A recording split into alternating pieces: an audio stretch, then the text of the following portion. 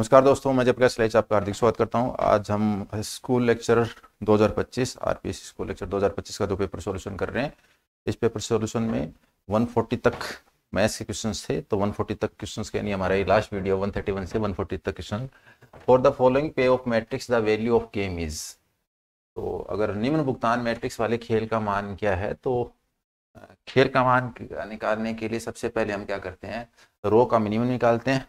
तो इस रो का जो मिनिमम एलिमेंट है वो है 1, इस रो का मिनिमम एलिमेंट है 2, इस रो का मिनिमम एलिमेंट है 2। तो इन रो के मिनिमम, फर्स्ट रो का मिनिमम, सेकंड रो का मिनिमम, थर्ड रो का मिनिमम, इनका मैक्सिमम एलिमेंट देखें तो ये भी मैक्सिमम है, ये भी मैक्सिमम, दो मैक्सिमम एलिमेंट मिल रहे हैं।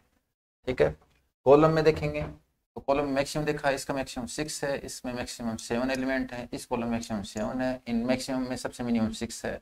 तो यहाँ हमारे पास 6 मिल रहा है, यहाँ 2 2 मिल रहा है। इसका मतलब हमारे पास जो वैल्यू ऑफ द गेम है वो इससे प्राप्त नहीं होगी। मिनिमैक्स और मैक्स मीन इक्वल नहीं आ रहे और वैल्यू ऑफ द गेम इस प्रकार से प्राप्त नहीं होगी। तो पहले हमें क्या करना पड़ेगा, इस मैट्रिक्स को रिड्यूस करना पड़ेगा। रिड्यूस करने के लिए सबसे पहले हम देखते हैं कि कौन से कॉलम या रो को रिड्यूस कर सकते हैं। तो मैं थोड़ा यहाँ पे डायरेक्ट बता देता हूँ कि यहाँ फर्स्ट कॉलम की बात करें तो इसमें 1 है, इसमें 2 है, ये इससे बड़ा एलिमेंट है, ये इससे बड़ा एलिमेंट है, ये इससे बड़ा एलिमेंट है। तो जो एलिमेंट बड़े हैं उस कॉलम को हम क्या कर सकते हैं, हटा सकते हैं। ठीक है, तो यहाँ पे रो न हट के पहले कॉलम हटाना पड़ेगा। फिर रो की बात कर रहे हैं, रो में यहाँ पे हम देखें तो ये इससे बड़ा है, ये भी इससे बड़ा है, इस टाइप से हम देखना पड़ेगा। यहाँ पे हम देखें तो देखो ये इससे बड़ा है लेकिन ये इससे छोटा है, तो इसमें कुछ नहीं होगा। ये इससे बड़ा है, ये इससे छोटा है, इसमें कुछ नहीं होगा। लेकिन इसकी बात करें तो 6 से 5 और 2 से 2, यहाँ पे हम बात करें तो ये एलिमेंट इससे छोटा है और ये एलिमेंट इसके बराबर है। तो रो में जो मिनिमम एलिमेंट, ये छोटा एलिमेंट या बराबर एलिमेंट, उस रो को हम डिलीट कर सकते हैं, तो इसको हम डिलीट कर देंगे। तो ये इक्वल है, इक्वल वाले में कोई दिक्कत नहीं है, तो ये से छोटा है तो छोटे वाले को डिलीट करेंगे तो ये भी वाला भी डिलीट हो जाएगा। तो इस प्रकार हमारी जो मैट्रिक्स है वो 3/3 से हमने कन्वर्ट करके किस में कन्वर्ट कर ली, 2/2 में कन्वर्ट कर ली। और इसका हमें वैल्यू निकालनी है। तो वैल्यू के लिए फॉर्मूला क्या होता है, अगर हमारे पास कोई 2/2 की ए बी सी डी अगर कोई मैट्रिक्स है, तो अगर ये हमारी पे ऑफ मैट्रिक्स है तो इसका जो वैल्यू होगी वो होती है A D minus B C, यानी इसका डिटरमिनेंट। और अपॉन में क्या करेंगे, डायगोनल के एलिमेंट सम कर देंगे, माइनस ऑफ डायगोनल के एलिमेंट सब्ट्रैक्ट कर देंगे। तो मुख्य विकर्ण के अवयव हैं उनको तो जोड़ देंगे, अन्य विकर्ण के अवयवों को घटा देंगे। ये हमारे वैल्यू ऑफ द गेम है। तो इसमें हम यहाँ लिखें तो यहाँ पे इसका डिटरमिनेंट कितना होगा, 1 गुणा 2 2, 2 माइनस 42। और यहाँ पे प्रिंसिपल डायगोनल के एलिमेंट को सम करेंगे तो 3 1 और 2 3 हो जाएगा, माइनस और 6 और 7 को 13 को सब्ट्रैक्ट कर देंगे। माइनस का 40 अपॉन माइनस का 10 और सोल्व करने पर आंसर कितना आ गया, 4। तो आंसर कितना हो गया, 4। ये तो अपना करेक्ट आंसर है। ठीक है, अब अगर मान लो आप एग्जाम में जा रहे हो और आपको क्वेश्चन सोल्व करना है और आप तुक्का लगाना चाहते हो, देखो तुक्के में क्या होता है, कई बार आंसर गलत भी हो सकता है, इसलिए तुक्के पे हमेशा कम जाना चाहिए। लेकिन कुछ ऑप्शन नहीं बचे और आप तुक्का लगाने में ट्रस्ट करते हो। तुक्का कब लगाना चाहिए, तुक्का तब लगाना चाहिए जब आप है ना दूसरी तीसरी या चौथी बार आप रिवीजन कर रहे हो। पहली बार जब आप एग्जाम देने जा रहे हो या दूसरी बार एग्जाम देने जा रहे हो तब तुक्का नहीं लगाना चाहिए। मतलब यार आपने बहुत कम पढ़ा है तो तुक्के नहीं लगाने चाहिए। आपने बहुत ज्यादा बार पढ़ा है तो फिर आपके तुक्के भी उस डायरेक्शन में सही जाएंगे, बशर्ते कि आपने उस पर क्या है, मेहनत की है। अब हम बात करें यहाँ पे क्या आ रहा है, 2 आ रहा है, यहाँ पे कितना आ रहा है, 6 आ रहा है। तो आंसर क्या आना चाहिए, आंसर 2 से 6 के बीच आना चाहिए। 2 से 6 के बीच आना चाहिए, तो 7 तो कट गया। अब हम कहें 2 और 6 हैं वो थोड़े बाउंड्री पे हैं, उनके होने के चांस कम है, तो 6 को हटा दिया तो हमारे पास ऑप्शन बचता है 3 और 4 का। और 3 और 4 में अगर मैं 2 और 6 का एवरेज एक बार ले रहा हूँ तो मेरे पास 4 आ रहा है। तो मैं तुक्का लगाना चाहूंगा तो किस पे लगाना चाहूंगा, 4 पे। लेकिन ऐसे तुक्के लगाने से कई बार क्वेश्चन का आंसर गलत भी होता है। मैं ये नहीं कह रहा हमेशा सही होगा, लेकिन मैंने जब भी एग्जाम में, जितने भी एग्जाम दिए, मैंने 20 से ज़्यादा कंपटीशन एग्जाम दिए हैं जिनमें मैंने जब भी तुक्के लगाए हैं तो अपना तुक्कों का सक्सेस रेट भी अच्छा है। उसका रीजन क्या है कि काफी मेहनत करके जाते हैं और कुछ आइडिया रहता है कि ऐसे बिना हिसाब के तुक्के नहीं लगाते कि 7 की इच्छा हुई तो 7 का तुक्का लगा दिया। कम से कम 2 ऑप्शन भी अगर आपने काट दिए और इन 2 ऑप्शन में आपने तुक्का लगाया, अगर ये 3 पे भी लग जाता है, गलत हो जाता है, तो भी कोई दुख वाली बात नहीं है, आपको अगली बार उस एग्जाम का फायदा मिलेगा। ठीक है, तो आपकी अगर तैयारी बहुत अच्छी है तो तब तो आपको इस पे बिलीव नहीं करना चाहिए। मेरी तो बहुत अच्छी तैयारी होती है तो भी मेरे से तो तुक्के लगाए बिना नहीं रह जाता। अगर मुझे लग गया इस क्वेश्चन में इस आंसर का आइडिया, ये आंसर हो सकता है, और मुझे आइडिया लग गया और मेरे दिमाग से, माइंड से सिग्नल आ गया यस, तो मैं फिर तुक्का लगा के आता हूँ। ठीक है, फिर मैं ये नहीं देखता कि मैं कट ऑफ पे हूँ या फिर क्या होगा क्या नहीं होगा। नेक्स्ट क्वेश्चन देखो, यहाँ पे ये क्वेश्चन है 1 + x - 1/x e x + 1/x dx। ये इस टाइप का क्वेश्चन है। तो जब भी ई क्वेश्चन में आ जाता है तो थोड़ा सा कंफ्यूज कर देता है, क्योंकि ई की एक स्पेशल फॉर्म बनती है। स्पेशल फॉर्म क्या बनती है कि अगर आपके पास F of X plus F dash X और यहाँ पे ई की पावर एक्स डी एक्स, इस टाइप से अगर कोई इंटीग्रेशन है तो उसका आप आंसर डायरेक्ट लिख सकते हो, ठीक है। लेकिन हमारे पास यहाँ एक दूसरी फॉर्म है, उस फॉर्म पे हम काम करेंगे। वो फॉर्म क्या कहती है कि जैसे अगर आपके पास है x F dash x plus F of x और इसका आपको इंटीग्रेशन करना है, तो इसका जो आंसर होगा वो कितना होगा, x into F of x, ठीक है। यानी आपके पास एक एफ ऑफ एक्स है और उसका डेरिवेटिव के साथ क्या है, एक्स मल्टीप्लाई में। आपको ये इसको इस फॉर्म में अगर आप बदल लेते हो तो फास्ट आंसर कर पाओगे, वरना आपको यू और वी मान के खंडशः समाकलन इंटीग्रेशन बाय पार्ट्स की सहायता से क्वेश्चन को सोल्व करना पड़ेगा। तो मैं इस फॉर्म में कन्वर्ट कर रहा हूँ, स्टैंडर्ड फॉर्म है। अगर आप कंपटीशन की तैयारी कर रहे हो तो कुछ स्टैंडर्ड फॉर्म आपको आनी चाहिए। ये बहुत कॉमन है, ये बहुत कॉमन आपकी स्टैंडर्ड फॉर्म है, ये कुछ स्टैंडर्ड फॉर्म है वो तो आपको आनी चाहिए। तो यहाँ हम क्या कर रहे हैं, सबसे पहले मैं इसको मल्टीप्लाई कर रहा हूँ, अंदर मल्टीप्लाई करेंगे तो सबसे पहले पद आ गया ई की पावर एक्स प्लस 1/x। मुझे पता है कि इसका जो डिफरेंशिएशन होता है, इसको मैं पहले से लिख देता हूँ, x minus 1/x e raise to power x plus 1/, ठीक है। ये हमने क्या कर दिया, इंटीग्रेशन लिख दिया। अब हम क्या करना चाह रहे हैं, अब मैं ये कहना चाह रहा हूँ कि आपको पता है कि इसका डेरिवेटिव क्या, इसका डेरिवेटिव था 1, इसका डेरिवेटिव माइनस 1/x²। तो अगर आपको ये पता है कि इसका डेरिवेटिव ये आएगा और साथ में 1 माइनस 1/x² आएगा, तो इस फॉर्म में बदलने के लिए मैंने क्या कर दिया, मैंने इसको ऐसे लिखा x plus 1/x as it is. यहाँ से x कॉमन लिया, 1 माइनस 1/x² और ये e raise to power x plus 1/x, इस टाइप से लिख दिया। और अगर आपको अब समझ में आ रहा है कि अगर ये f ऑफ x है, ये f ऑफ x है और यहाँ इसका डेरिवेटिव, यहाँ इसका डेरिवेटिव और साथ में x मल्टीप्लाई में, साथ में x मल्टीप्लाई में है, तो आंसर क्या होगा, ये x और ये साथ में क्या होगा, ये x और ये fx मल्टीप्लाई में आंसर आएंगे। तो अपना जो आंसर है, आंसर क्या होगा, इन दोनों का मल्टीप्लिकेशन आंसर होगा। तो आंसर हो जाएगा x into e raise to power x plus 1/x plus integration constant c। तो हमारा जो आंसर है वो कितना होगा, x into e raise to power x plus 1/x plus answer, ये आ गया आपका करेक्ट आंसर होगा। फिर भी अगर किसी को कंफ्यूजन है तो देखो इस टाइप के जो ऑप्शंस हैं उन ऑप्शन से भी आप आइडिया लगा सकते हो। जैसे सिर्फ x e raise to power x plus 1/x है, उसका डिफरेंशिएशन करने पर हमारा ये आंसर नहीं आएगा, क्लियर दिख रहा है। तो बात बची इन दोनों में, अगर आप इसका डिफरेंशिएशन करके देख लो, इसका डिफरेंशिएशन करने पर जो आ रहा है ये आता है तो ठीक है, अगर ये नहीं आ रहा, उसका नेगेटिव आ रहा है तो भी ठीक है, और इन दोनों में नहीं आ रहा तो फिर ये आंसर हो जाएगा। तो अगर एग्जाम में आपके पास मेथड दिमाग में क्लिक नहीं कर रहा तो क्या करना है, ये एक ऑप्शन तो कम से कम हटना ही चाहिए, और पहले राउंड में ऐसा करना नहीं है, पहले राउंड में करना नहीं है, एक ऑप्शन हटना चाहिए। तो पहला ये तो मैंने इसको हटा दिया, फिर मैंने क्या कि इसका डिफरेंस किया, इसका डिफरेंस करने से मुझे ये मिल जाएगा, मिल गया तो मैं क्या कर दूंगा, इसको आंसर टिक मार कर दूंगा। फिर भी अगर ये नहीं मिला तो फिर क्या करूंगा, मैं देख रहा हूं इसमें और इसमें सिर्फ माइनस का अंतर है, माइनस का अंतर तो सारे सबके साइन अगर चेंज है तो वो दूसरा आंसर हो जाएगा, और ऐसा भी नहीं है सबके साइन भी चेंज नहीं है तो फिर कौन सा ऑप्शन करेक्ट हो जाएगा, फर्स्ट ऑप्शन करेक्ट हो जाएगा। तो इस टाइप से हम जा सकते हैं, बशर्ते कि पहला राउंड नहीं हो, बशर्ते कि हमारे पास टाइम हो बस, और दूसरा ऑप्शन इस टाइप के हो कि सब ऑप्शंस है ना वो 1 मिनट के अंदर चेक हो जाए, ऐसा नहीं कि 5 मिनट लगे रहे, ठीक है।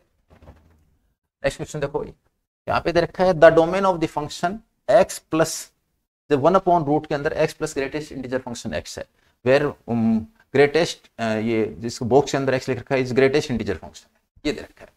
तो देखो अगर आपने x का और आप ग्रेटेस्ट इंटीजर फंक्शन x दोनों की सेम विशेषता होती है, दोनों की विशेषता सेम क्या होती है, वो देखो एक विशेषता सेम ये है कि जब आप y बराबर x, इस डायग्राम को x y बराबर x वाली लाइन को आप जब प्लॉट करते हो तो जब x बराबर 0 होगा तब तो ये 0 होगा, और जब x पॉजिटिव है तो ये पॉजिटिव होगा, और जब x नेगेटिव है तो नेगेटिव होगा, ठीक है।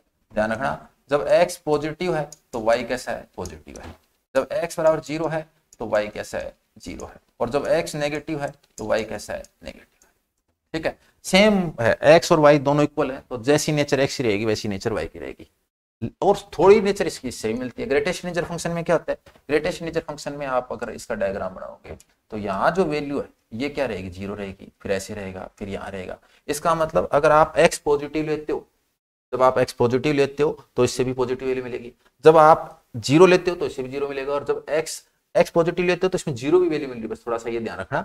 और साथ में जब x नेगेटिव लेंगे तो इससे भी वैल्यू कैसी मिलेगी, नेगेटिव मिलेगी। तो इन दोनों नेचर को मिला के मैं क्या कह सकता हूँ, x और ग्रेटेस्ट इंटीजर फंक्शन एक्स, ये दोनों क्या होंगे, पॉजिटिव होंगे। कब? जब एक्स कैसा हो, पॉजिटिव, एक्स पॉजिटिव। तो जब इस ग्रेटेस्ट इंटीजर फंक्शन में क्या होता है, इस ग्रेटेस्ट इंटीजर फंक्शन में इसकी वैल्यू 0 या 0 से बड़ी होती है। कब? जब एक्स पॉजिटिव होता है।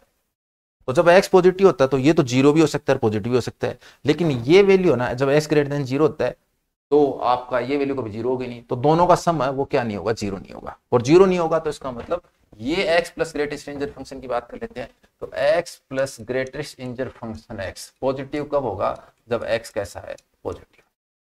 और रूट के अंदर कैसे होना चाहिए, पॉजिटिव होना चाहिए। अगर न्यूमरेटर में होता, अंश में होता तो इक्वल भी हो सकता था, लेकिन यहाँ न्यूमरेटर में तो है नहीं, हर में है। तो हमारे पास इसके प्रांत के लिए कंडीशन क्या है, इसके प्रांत के लिए डोमेन के लिए कंडीशन है कि x plus greatest integer function x कैसा होना चाहिए, पॉजिटिव होना चाहिए। और ये पॉजिटिव कब होगा, जब ये दोनों अगर आपके क्या मिल रहे हैं, पॉजिटिव हो, या एक पॉजिटिव और एक 0 हो। तो इन दोनों केस में दोनों की नेचर सेम है, तो इन दोनों से मैं कह सकता हूँ कि ऐसी कंडीशन कब मिलेगी, जब x कैसा है, पॉजिटिव। तो ये डायग्राम से ज्यादा जी पता चलता है कि हमें पता चल रहा है कि दोनों का डायग्राम है ना, यहाँ इधर पॉजिटिव, बस ये इस पास पोर्शन में ना ये ग्रेटेस्ट इंटीजर फंक्शन क्या हो रहा है, 0 हो रहा है। लेकिन इस पोर्शन में यहाँ x 0 नहीं हो रहा, x 0 कहाँ पे हो रहा है, 0 पे हो रहा है, तो 0 को छोड़ दिया, बाकी सब पोर्शन को हमने देख लिया कि पॉजिटिव हो रहा है। तो हम डोमेन में कह सकते हैं कि x पॉजिटिव होना चाहिए, x पॉजिटिव होना चाहिए, तो नेगेटिव नहीं आ सकता। पॉजिटिव सब वैल्यू 0 से, इसमें 0 शामिल नहीं होना चाहिए, और आगे की सब वैल्यू आनी चाहिए, इनफिनिटी तक आनी चाहिए, नेगेटिव वाला तो शामिल हो कर ही नहीं सकते। किसी को डाउट है तो आप एक वैल्यू नेगेटिव रख के देख सकते हो, एक वैल्यू 1/4 रख के देख सकते हो, इस टाइप से आप कर सकते हो। तो यहाँ इसको कैंसिल करने के लिए जैसे ही -1 रखोगे तो ये दोनों ऑप्शन कैंसिल हो जाएंगे, 0 रखोगे तो ये भी कैंसिल हो जाएगा, आंसर ऐसे। तो चेक करके भी देख सकते हैं, वैल्यू पुट करके भी चेक कर सकते हैं। आप क्या रख के देख लो, x बराबर 0, जैसे ही x बराबर 0 रखोगे यहाँ 0 हो जाएगा, यहाँ 0 हो जाएगा, रूट के अंदर 0, रूट 0 मतलब 0, 1/0 इन्फिनिटी हो जाएगा। और अगर फंक्शन के लिए इन्फिनिटी प्राप्त हो रही है, इसका मतलब वो पॉइंट डोमेन में नहीं है। तो 0 डोमेन में नहीं है, 0 डोमेन में नहीं है, तो ये कट गया, ये कट गया, नेगेटिव भी नहीं है, तो इसका मतलब क्या हो गया, अपना कौन सा ऑप्शन करेक्ट हो गया, सेकंड ऑप्शन करेक्ट हो गया। ठीक है, निम्नलिखित में से कौन सा कथन सत्य नहीं है। तो ये एक ऐसा क्वेश्चन है जो कि ना थोड़ा सा क्या है कि बुक में जिस टाइप के एग्जाम्पल पढ़ते हैं ना उस टाइप से नहीं है, थोड़ा सा ये मान कह सकते हैं कि लेवल अपने अपने बुक के लेवल से थोड़ा सा ज्यादा लेवल का क्वेश्चन है। ठीक है भाई, मैं तो यही कहूंगा, अगर मैं पहले पढ़ के जाता, जिस हिसाब से बुक से पढ़ के जाता, तो मैं इस क्वेश्चन को इनकरेक्ट करके आता। ठीक है, लेकिन अगर सही अगर मायने में देखें तो शंकु के समीकरण की घात निर्देशक वक्र के समीकरण की घात पर निर्भर नहीं करती है, नहीं करती है, वो तो सत्य है, और असत्य पूछे तो निर्भर करती है। तो इन्होंने पूछा कि सत्य नहीं है, सत्य नहीं है, तो आंसर क्या जाएगा, शंकु के समीकरण की घात निर्देशक वक्र के समीकरण की घात पर निर्भर नहीं करती है। ये सेकंड इसका करेक्ट हो जाएगा। ठीक है, इसमें एक ऑप्शन में भी देखो थोड़ी मिस्टेक है, वो भी बता देता हूँ मैं साथ साथ में।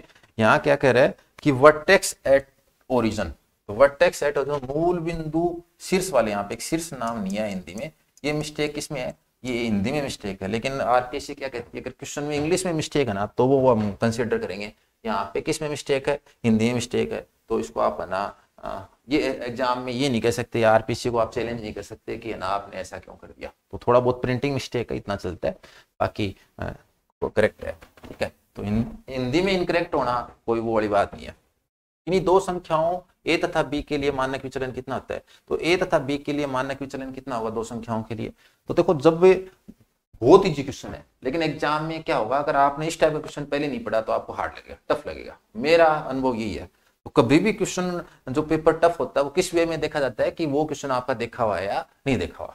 तो कई बार मैं क्वेश्चन देता हूँ बच्चों को और फिर बाद में फीडबैक लेते हैं, तो मुझे पता चलता है कि थोड़ा पेपर ज्यादा इजी हो गया, थोड़ा पेपर ज्यादा टफ हो गया, अब मीडियम रहा, तो फीडबैक लेता रहता हूँ। जिस पेपर के बारे में फीडबैक आता है कि ये पेपर टफ हो गया, उसमें से कुछ क्वेश्चन हार्ड हटाए, इजी डाल दिए, जिसमें लगता है कि इजी हो गया, कुछ क्वेश्चन इजी हटाए, हार्ड टफ डाल दिए। तो उससे, लेकिन उससे बच्चे के मनोबल पे प्रभाव नहीं पड़ना चाहिए। प्रभाव क्यों नहीं पड़ना चाहिए, अपनी तैयारी का अपने को आइडिया रहेगा, नए क्वेश्चन हमेशा देखने को मिलेगा, उसके लिए मेंटली प्रिपेयर रहता है व्यक्ति।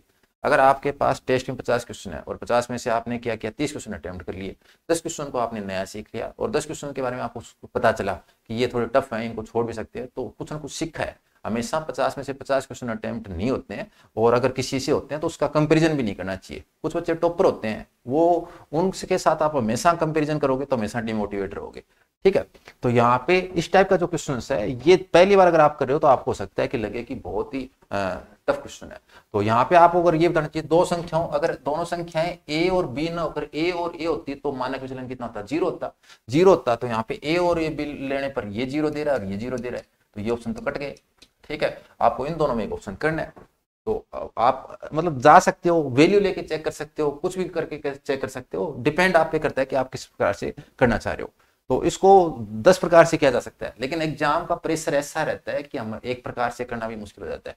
तो मैं यहाँ पे मेथड से बता रहा हूँ कैसे करेंगे कि दो संख्याओं के लिए मानक विचलन। तो मानक विचलन बराबर क्या होता है, प्रेक्षणों के, एक तो होता है प्रेक्षणों को वर्गों का माध्य माइनस माध्य का वर्ग। तो वर्गों का माध्य तो यानी स्क्वायर किया, इसका स्क्वायर किया और इसका माध्य मीन ले लिया। ठीक है, तो आपने क्या किया, डेटा का स्क्वायर किया और उसका मीन ले लिया, और माइनस मीन आपने माध्य लिया, डेटा का मीन लिया और फिर उसका स्क्वायर कर दिया। ठीक है, इस टाइप से कर सकते हैं, दूसरा फॉर्मूला लगा कर सकते हैं। इस क्वेश्चन को सोल्व करने की खूब तरीके हैं। ठीक है, तो यहाँ हम क्या करेंगे, अगर पूछता कि मानक विचलन की बजाय ये पूछता प्रसरण कितना होता है, तो ये प्रसरण वेरिएंस है, और ये क्या स्टैंडर्ड डिविएशन। ठीक है, इसका रूट लेंगे तो ये आ जाएगा। ठीक है, तो एक बार देखने के बाद तो ये क्वेश्चन आप है ना 10 सेकंड भी नहीं लगाओगे, लेकिन पहली बार में हो सकता है कि आप किस टाइप से अटेम्प्ट करते हो, आप पे डिपेंड करता है। तो यहाँ हमने क्या किया, इसको सोल्व करके लिखा तो ये तो हो गया a square plus B square by 2 रहेगा। यहाँ जब इसको सोल्व करोगे यहाँ हो जाएगा a square plus B square plus 2ab upon a, 2 का स्क्वायर 4 आ जाएगा। 4 एलसीएम लेंगे, और 4 एलसीएम लेके जब इसको सोल्व करेंगे तो यहाँ आ जाएगा 4 एलसीएम लिया तो 2a square plus 2b square minus का a स्क्वायर माइनस का b स्क्वायर माइनस का 2ab अपॉन में 4। और जब इसको और सोल्व किया तो क्या हो गया, इसको जब और सोल्व किया तो ये हो गया रूट के अंदर a square plus b square minus 2ab upon 4, और इसको हमने लिखा a माइनस बी का होल स्क्वायर या a माइनस बी अपॉन 2 का होल स्क्वायर का रूट। और ये अगर सिर्फ वेरिएंस पूछता तो ये ऑप्शन करेक्ट हो जाता, लेकिन पूछा स्टैंडर्ड डेविएशन, इसलिए हमने रूट भी लिख रखा है। और जब इसका रूट लेंगे, रूट हटाएंगे स्क्वायर का, तो रूट एक्स स्क्वायर बराबर कितना होता है, मॉडुलस एक्स होता है। तो मॉडुलस एक्स होता है तो modulus a minus B upon, ये अपना आ गया। ये 2 पॉजिटिव, इसको आप ऐसे भी लिख सकते हो a माइनस बी अपॉन 2, अलग से भी लिख सकते हो, ऐसे भी लिख सकते हो, डिपेंड करता है एग्जामिनर ने कैसा ऑप्शन दिया है। तो हमने देखा कि 2 एग्जामिनर ने हमें मॉडुलस के अंदर ही दिया, तो मॉडुलस के अंदर रख लेंगे, हमारा फर्स्ट ऑप्शन क्या हो जाएगा, करेक्ट हो जाएगा। इस टाइप से इस क्वेश्चन को करना था, और 1 मिनट के अंदर होने वाला क्वेश्चन है। और अगर 1 मिनट के अंदर नहीं होता तो अपन डेटा लेके इक्वल लेके इस टाइप से क्रॉस चेक करके भी अपन कर सकते हैं। ठीक है, नेक्स्ट क्वेश्चन देखो भाई, A ring which can slide on a thin smooth road rest at a distance k from one end O of the road. If the road is then set revolving uniformly about O in horizontal plane, then the radial velocity of ring is theta dot equals to W constant, ऐसा कुछ दे रखा है। तो अगर जो पढ़ा रहे हैं टीचिंग, देखो कई बार क्या कहते हैं कि बच्चे, मैं प्राइवेट कॉलेज में पढ़ा रहा हूँ या प्राइवेट स्कूल में पढ़ा रहा हूँ, तो अगर आप प्राइवेट कॉलेज में पढ़ा रहे हो तो आपको इस पूरे पेपर में 2-4 क्वेश्चन का प्रॉफिट मिलेगा आपको, आप ये क्वेश्चन डायरेक्ट कर दोगे क्योंकि आपको याद रहेगा कि इसका आंसर क्या है। बाकी अगर मुझे कोई कहे कि अगर कंपटीशन की तैयारी करनी है तो उस टाइम मुझे पढ़ाना चाहिए या पढ़ना चाहिए, तो मैं कहूँगा पढ़ना चाहिए। ठीक है, उसका खुद मैं एग्जाम्पल हूँ, मैंने जब पढ़ाया था और मैंने कंपटीशन एग्जाम दिया था तो मैं बुरी तरीके से असफल रहा था, और जब मैं असफल रहा तो फिर मैंने जैसे ही तो कमियां उन पे काम किया, तो उस पे काम करने के लिए मुझे अतिरिक्त समय चाहिए, और अतिरिक्त समय चाहिए तो आपको क्या करना है, उसके लिए आपको जॉब छोड़नी चाहिए, लालच छोड़ना चाहिए। ठीक है, तो ये हमेशा हर किसी के लिए लागू नहीं होता। मैं ये नहीं कह रहा कि आप अगर जॉब छोड़ दोगे तो आपको सिलेक्शन हो जाएगा। जॉब तभी छोड़ना जब आपको लगे कि मैं कंपटीशन एग्जाम क्लियर कर सकता हूँ, मेहनत कर सकता हूँ। आप जो भी छोड़ दो और कंपटीशन की तैयारी करने की आपकी श्रद्धा भी नहीं है, आप मेहनत भी नहीं कर रहे हो, तो फिर जॉब नहीं छोड़ना चाहिए।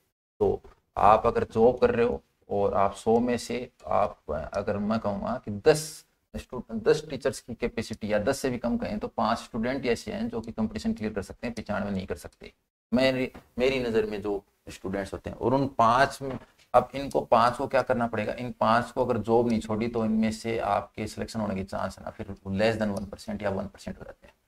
तो जॉब करने वाले में की अगर कोई पूछे कि कितनी सक्सेस रेट है, तो मैं कहूँगा लेस देन 1%। अगर आपके पास पूरे कंपटीशन में देखोगे तो कोई एक आधा बच्चा ऐसा है जो कि है ना जॉब के साथ है ना कंपटीशन क्लियर कर पाता है।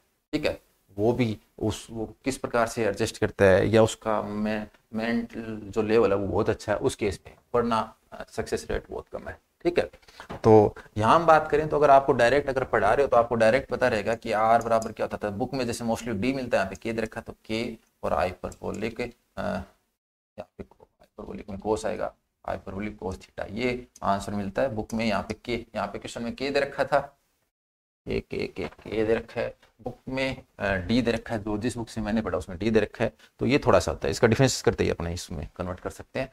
तो वो चीज़ें बता रहे हैं, क्योंकि बुक में पहले इसमें क्या लिखा जाता है, ओमेगा टी लिखा जाता है, ठीक है। तो ये तो है डायरेक्ट की बात, लेकिन अब क्वेश्चंस को अगर एग्जाम में सोल्व करना है तो कैसे करेंगे। तो यहाँ हमें दे रखा है थीटा डॉट यानी D theta over D T, और ये कितना दे रखा है, ओमेगा दे रखा है, कॉन्स्टेंट दे रखा है, और डी थीटा इक्वल टू बराबर ओमेगा डी टी, और थीटा इक्वल टू कितना हो जाएगा, ओमेगा टी प्लस कॉन्स्टेंट सी। और जब टी बराबर जीरो, जब इनिशियल कंडीशन होती है तो थीटा है ना, ये जो लाइन, ये जो रोड है, ये इनिशियल सिचुएशन में होती है, इस प्रारंभिक स्थिति में होती है, इस टाइम हम थीटा टी बराबर जीरो पर थीटा क्या मान के चलते हैं, जीरो मान के चलते हैं। तो जब टी बराबर जीरो है तो थीटा बराबर जीरो मान के चलते हैं, तो इसलिए उस केस में सी की वैल्यू जीरो हो जाएगी, और जैसे ही सी बराबर जीरो मिलेगा तो थीटा बराबर कितना हो जाएगा, ओमेगा टी। एक रिजल्ट तो थीटा बराबर ओमेगा टी चाहिए यहाँ पे, ठीक है। और दूसरा क्या है, अगर ये, अब हम क्वेश्चन को थोड़ा दोबारा रीड कर लेते हैं। A ring which can slide on a thin smooth road rest at A distance के, रेस्ट एट ए डिस्टेंस के, यानी यहाँ पे के डिस्टेंस पर क्या है, वो रेस्ट पे है, ठीक है। From one and O of the rod, the rod is then set revolving uniformly about O, जो ये रोड है ना, ये ओ के अबाउट क्या करती है, घूमना स्टार्ट करती है। और जब ओ के अबाउट अगर ये घूमना स्टार्ट करेगी तो उस केस में इसकी जो है ना, यहाँ पे ये एंगुलर घूम रही है, इसका जो रेडियल एक्सेलरेशन है ना, रेडियल वेलोसिटी जीरो रहेगी, तो रेडियल वेलोसिटी कांस्टेंट रहेगी, तो रेडियल वेलोसिटी क्या हो जाएगी, रेडियल वेलोसिटी कांस्टेंट रहेगा, तो रेडियल एक्सेलरेशन कितना हो जाएगा, जीरो हो जाएगा। तो क्योंकि ये इधर डायरेक्शन नहीं घूम रहा है, इसके चारों ओर घूम रहा है, छल्ला भी इस पे घूम रहा है, तो इसलिए इस क्वेश्चन में जो मेन जो की पॉइंट है, वो की पॉइंट क्या है, इसका रेडियल एक्सेलरेशन वो कितना होता है, जीरो होता है। तो रेडियल एक्सेलरेशन जीरो होता है, तो इसका मतलब R double dot minus R theta dot का स्क्वायर कुछ कितना होगा, जीरो होगा। और थीटा डॉट इस क्वेश्चन में क्या दे रखा है, ओमेगा दे रखा है, तो मैं इसको ले सकता हूँ डिफरेंस की फॉर्म में D two R over D T square minus omega square, इसको ओमेगा स्क्वायर, और ये आर इक्वल टू जीरो, ठीक है। इसमें से हम इसको हमने क्या लिख दिया, डी की फॉर्म में लिख दिया, डी की फॉर्म में क्या लिख दिया, D square minus omega square into R equal to zero. अब इसमें बराबर में जीरो है तो पर्टिकुलर इंटीग्रल तो आएगा नहीं, सिर्फ कॉम्प्लीमेंट्री फंक्शन आएगा। मैं थोड़ा सहायक समीकरण वगैरह नहीं लिख के डायरेक्ट लिख रहा हूँ। इसका सॉल्यूशन आर बराबर होगा A hyperbolic cos omega T plus B hyperbolic omega sine T, इस टाइप से फॉर्म आएगी, ठीक है। और आर डॉट की बात करें तो आर डॉट कितना हो जाएगा, आर डॉट बराबर A omega hyperbolic sine omega T और B omega hyperbolic sine hyperbolic cos hyperbolic में बदल जाएगा। यहाँ पे हाइपरबोलिक वाले डिफरेंशियल इंटीग्रेशन में माइनस प्लस नहीं आता, तो इसलिए दोनों केस में क्या रहेगा, प्लस रहेगा। और अब कंडीशंस लगा देंगे, जब टी बराबर जीरो है तो आर बराबर कितना दे रखा है, के दे रखा है, और आर डॉट कितना दे रखा है, रेस्ट पे दे रखा है, तो कितना हो जाएगा, जीरो। तो स्टार्टिंग में जब टी बराबर जीरो है, at T equals to zero, क्या होगा, आर बराबर तो के दे रखा है इस क्वेश्चन में, तो बुक में डी मिलता है, और आर डॉट रेस्ट पे है, इनिशियली रेस्ट पे है, तो ये आर डॉट कितना देगा, जीरो। इन दोनों कंडीशंस की सहायता से हम क्या कर रहे हैं, एक बार ए और बी की वैल्यू निकालने की कोशिश कर रहे हैं। तो जब आप इसमें पुट करोगे तो आर इक्वल टू के पुट कर दिया, यहाँ टी जीरो पुट किया तो ये वन हो गया, तो ए की वैल्यू क्या आ गई, यहाँ टी जीरो पुट किया तो वो जीरो हो गया। और इस दूसरी इक्वेशन में आप जीरो पुट करो तो ये जीरो, यहाँ जीरो पुट किया तो जीरो हो गया, यहाँ जीरो पुट किया तो ये बी में हो गया, इसका मतलब बी कितना हो गया, इक्वल टू जीरो, ठीक है। तो ए बराबर क्या आ गया, टी बराबर जीरो आ गया, ठीक है। इसलिए आर की वैल्यू जब आप निकालो इसमें रख देते हैं, बी की वैल्यू जीरो पुट कर देंगे, बी की वैल्यू जीरो पुट कर देंगे, तो आर डॉट पूछा है तो आर डॉट पूछा तो इसमें रख दिया, तो ए की जगह के पुट रख दिया के omega hyperbolic sine omega T, और ओमेगा टी की जगह अभी थोड़ी देर पहले थीटा निकाला ही था प्रीवियस पेज पे, हाइपरबोलिक साइन थीटा, इसका सॉल्यूशन है। तो थोड़ा सा जिन बच्चों का पढ़ाया उनके लिए क्वेश्चन थोड़ा इजी है, जिनका खुद पढ़ के जाते हैं तो कई बार दिमाग से स्लिप हो जाता है कि क्या करना है क्या नहीं करना। तो ये एक 136 क्वेश्चन एक ऐसा क्वेश्चन है जो कि जो पढ़ा रहे हैं बीएससी उनके लिए बहुत बेनिफिशियल है। क्वेश्चन नंबर 137 क्या है, यदि D S square equal to G I J D X I D X J निश्चर है तब निम्न में से कौन सकते हैं। तो ये टेस्ट में दिया क्वेश्चन है, और इसका आंसर मोस्टली अगर जिन्होंने थोड़ा बहुत भी डिफरेंशियल ज्योमेट्री पढ़ा है तो G I J symmetric covariant tensor of rank 2, ठीक है। ये आपको इजी क्वेश्चन है, मतलब आपको थोड़ा बहुत देखा हुआ है तो आपको प्रूफ करने की जरूरत नहीं है। जिसका नहीं देखा उसको तो पता नहीं क्या लगेगा, क्या क्वेश्चन है क्या नहीं है, बाकी बहुत ही क्वेश्चन है। यदि आप यू मैट्रिक्स याद रखिए 2 - 3 1 - 1, देन ये इसकी वैल्यू। देखो जब भी आपको कोई मैट्रिक्स दे रखी है और इस टाइप से पावर ज्यादा दे रखी है तो मैट्रिक्स का डिटरमिनेंट या तो +1 मिलेगा या -1 मिलेगा, क्योंकि आंसर छोटे छोटे हैं, 1 है, 18 है, 21 है, 15 है, छोटे छोटे ऑप्शन है तो बड़ी पावर तो हो नहीं सकती। तो ए का डिटरमिनेंट है वो तो या तो 1 मिलना चाहिए -1 मिलना चाहिए, फिर इसकी प्रॉपर्टी लगानी है। तो ऐसा क्वेश्चन एग्जाम में पहले आ चुका, तो ये जी की कैटेगरी में शामिल होगा। तो हम क्या कहेंगे कि ए का डिटरमिनेंट कितना है, तो ए का सारणिक होगा ये इंटू ये -2 और ये प्लस ये, इसको इससे मल्टीप्लाई किया तो कितना हो गया, -3 को माइनस से मल्टीप्लाई किया तो +3, इसकी वैल्यू कितनी होगी। तो डिटरमिनेंट 1 आना चाहिए, डिटरमिनेंट 1 आएगा या -1 आएगा। आपका डिटरमिनेंट 1 या -1 नहीं आ रहा तो फिर इसको एक बार दोबारा क्रॉस चेक कर लो, ठीक है। फिर इसको सोल्व करना है, तो a की पावर 9 8 9 तो मैंने कॉमन ले लिया और यहाँ बचेगा a की पावर 1 -5 और इतनी पावर कॉमन लेंगे तो 5 ना लिख के 5 के साथ आइडेंटिटी मैट्रिक्स ऐसा भी आएगा पूरा डिटरमिनेंट। अब डिटरमिनेंट अलग अलग करते हैं, हमने डिटरमिनेंट की प्रॉपर्टी में बताया कि ये कोई मैट्रिक्स है दूसरी कोई मैट्रिक्स है, दोनों अगर स्क्वायर मैट्रिक्स हैं तो उसका डिटरमिनेंट अलग अलग हो सकता है। अगर दोनों स्क्वायर मैट्रिक्स नहीं है तो बात अलग है। यहाँ पे दोनों क्या है, ए स्क्वायर मैट्रिक्स है, ए स्क्वायर मैट्रिक्स है, ए में से 5 5 घटाओगे तो वो भी स्क्वायर मैट्रिक्स रहेगी, तो कर सकते हैं अलग अलग। तो मैंने क्या कि इसका डिटरमिनेंट तो अलग कर दिया, इसकी पावर इसके ऊपर लेके गए, ठीक है। क्योंकि अगर मैं इसको ऐसे कहूँ ये ए स्क्वायर है तो यहाँ पे डिटरमिनेंट ए का स्क्वायर आ जाएगा, यहाँ पे ए की पावर की है तो पावर किया जाएगा, ठीक है। तो यहाँ पे हमने इसकी पावर इसके ऊपर ले गए, a -5 5 का डिटरमिनेंट है वो अलग निकाल लेंगे। तो a का डिटरमिनेंट तो 1 था और 1 की पावर कुछ नहीं भी करो वो 1 ही रहेगी, तो ये पहले वाली फैक्टर है उससे तो वैल्यू है ना 1 ही रहेगी। लेकिन a -5 5 करोगे, a -5 5 निकालोगे तो a -5 5 कैसी मैट्रिक्स हो जाएगी।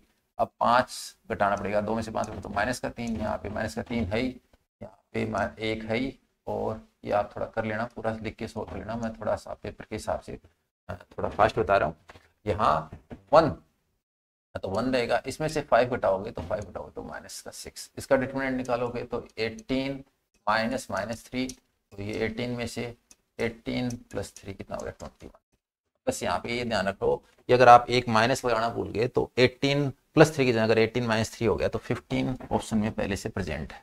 तो मिस्टेक कहाँ हो सकती है, किसके मिस्टेक होने से ऑप्शन आपको तैयार मिलेगा उस पर ज्यादा फोकस करना चाहिए। ये नहीं कि आप दोबारा, मैंने कई बच्चों को देखा वो कहते हैं सर हम पहले क्वेश्चन पूरा सोल्व करते हैं फिर दोबारा उसको पूरा रीचेक करते हैं ना। गलती कहाँ हो सकती है, गलती यहाँ हो सकती है, यहाँ 18+ या 18- होती है, गड़बड़ होती है, तो वहां आपका पता होना चाहिए। गलती यहाँ हो सकती है कि यहाँ 1 नहीं आ रहा है या -1 नहीं आ रहा, तो जहाँ गलती हो सकती है उसको आप ढंग से स्टेप को ढंग से करो, बाकी और चीज को आप एकदम पूरी स्पीड के साथ पूरे फ्लो के साथ सोल्व करो। तो आंसर कितना हो गया 21 हो गया। नेक्स्ट क्वेश्चन देखो, नेक्स्ट क्वेश्चन क्या है, प्रतिचित्रण W = 1/z। W = 1/z की बात करें तो देखो हमने जो बाइलिनियर ट्रांसफॉर्मेशन पढ़ा है वो पढ़ा है AZ + B और CZ + D, और जब आप मैपिंग की बात करें तो W = 1/z कैसे मिलता है, W = 1/z मिलता है अगर आपने A = 0 पुट कर दिया, B = 1 ले लिया, C = 1 ले लिया और D = क्या दे दिया 0 ले लिया। अगर आप A वैल्यू 0 पुट कर दोगे B 1 ले लोगे, और यानी 0 और 1 पुट करने, और 0 और 1 पुट करने तो यहाँ पे 1 चाहिए तो मैंने B को 1 ले लिया, यहाँ पे Z का कोएफिशिएंट 1 चाहिए तो मैंने C को 1 ले लिया, ऊपर Z की टर्म नहीं चाहिए तो Z का कोएफिशिएंट A 0 ले लिया, नीचे कांस्टेंट टर्म नहीं चाहिए तो नीचे कांस्टेंट D को 0 ले लिया।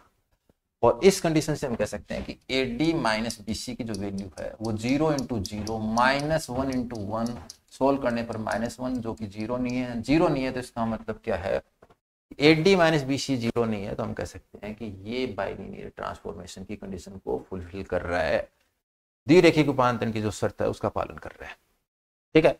तो कोई पूछ रहा है कि क्या ये लीनियर ट्रांसफॉर्मेशन है, यस सॉरी बाइलिनियर ट्रांसफॉर्मेशन हम कहेंगे, यस बाइलिनियर ट्रांसफॉर्मेशन द्विरेखिक रूपांतरण है।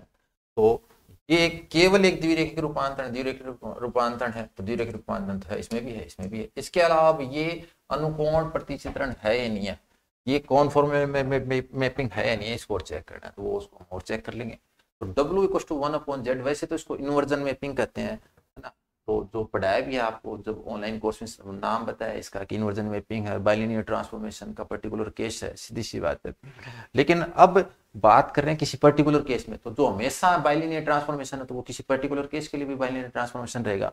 तो आप अगर x = 1 y = 1 लोगे तो भी बाइलिनियर ट्रांसफॉर्मेशन है, आप अगर कुछ और वैल्यू लेते हो तो उसके लिए भी बाइलिनियर ट्रांसफॉर्मेशन है, ठीक है। तो बाइलिनियर ट्रांसफॉर्मेशन तो हो गया, क्लियर है।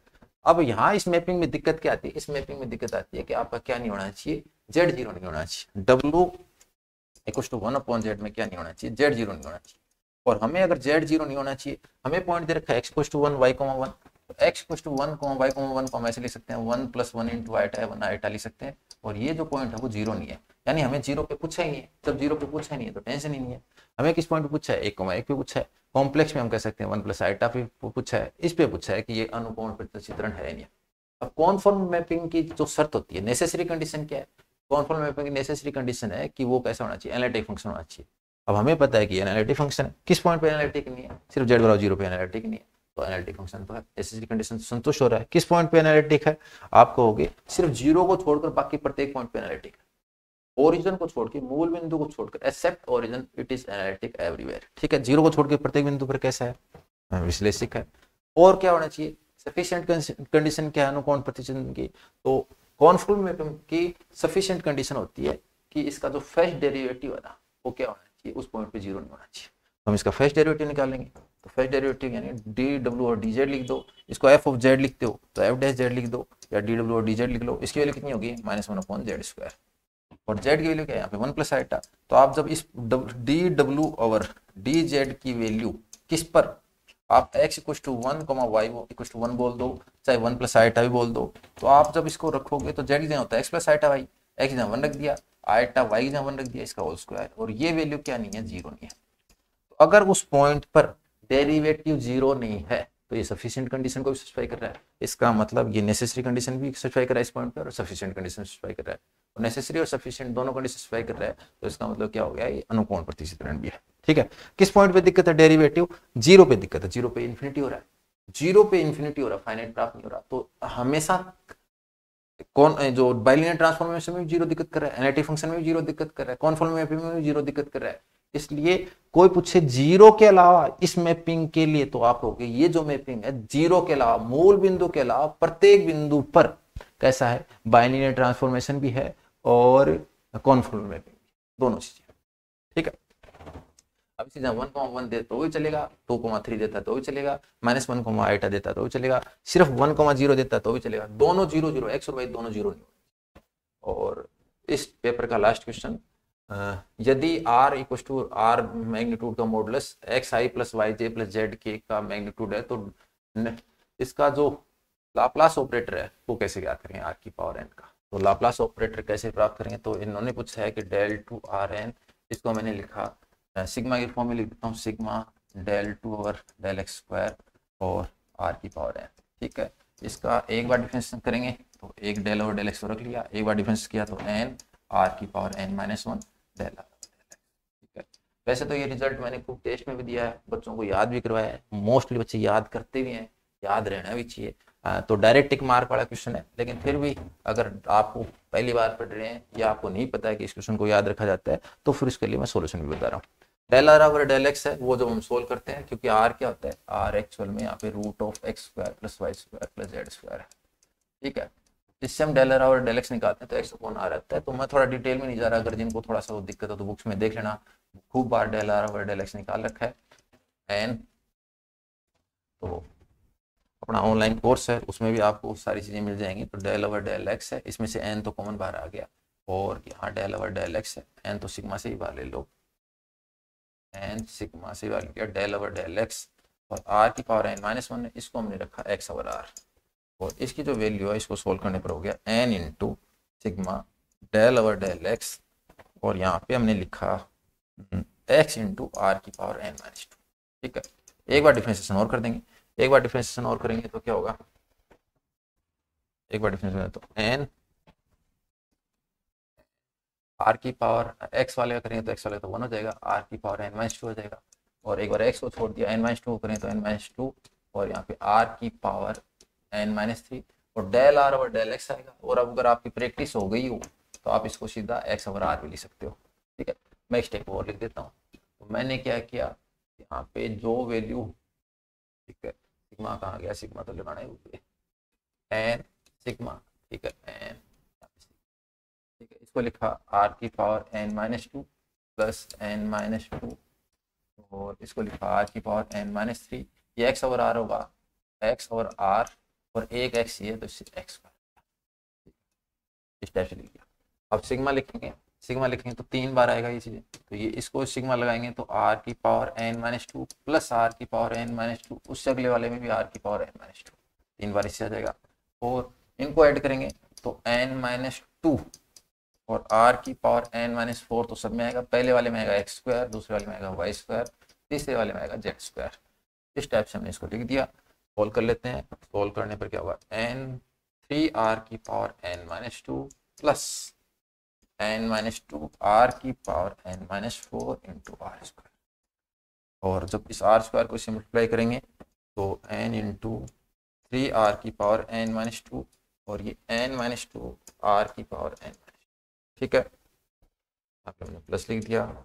और अब इसको लिखा n r की पावर n-2 कॉमन ले लिया और इसमें बचेगा 3 प्लस n-2, ठीक है। इसको और सोल्व किया तो कितना हो गया, n into n plus 1 into r की पावर n-2, ठीक है। इस टाइप से इसका आंसर आ गया। तो n into n plus 1 r की पावर, ये अपना क्या होगा करेक्ट आंसर।